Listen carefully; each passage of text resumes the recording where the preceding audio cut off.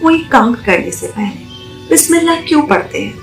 یہ فرمان محمد ہے، یہ پیغام صداقت ہے کہ بسم اللہ میں پہنچے گا میرے مولا کی رحمت ہے۔ یہ بسم اللہ جسے قرآن کے سر کا تاج کہتے ہیں، یہ بسم اللہ جسے ایمان کی معراج کہتے ہیں۔ جو بسم اللہ پڑھتا ہے سدا وہ آگے بڑھتا ہے۔ یہ رحمت اس کی رحمت ہے کہ مولا کی عنایت ہے۔ حکایت یوں بیان کرتے تھے ایک محفل میں مولانا، جو بسم اللہ پڑھ کر کوئی اگر دریا میں اتر جائے تو ہنستا کھیلتا پانی کی موجوں سے گزر جائے۔ یہ ایک سچی روایت ہے۔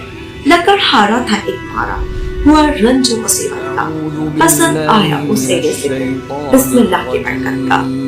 اور ایک دن کنارے پر ملے اس کو وہ مولانا، لکڑ ہارے نے چومے ہاتھ تب جذبات کو پہچانا۔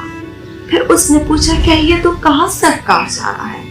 وہ بولے بیٹھ کر کشتی میں نیا پار جانا ہے۔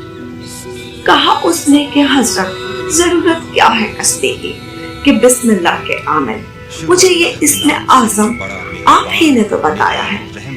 وظیفہ میں نے بسم اللہ کا حضرت ہی سے تو پایا ہے۔ یہ ایک سچی روایت ہے۔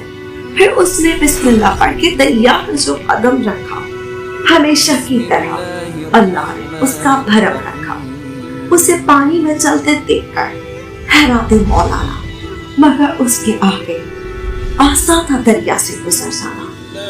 کیا دل سے عمل اس نے تو پایا ایسا پھل اس نے۔ یہی علما کی صداقت ہے، یہی شان صداقت ہے، یہ بسم اللہ کی برکت ہے۔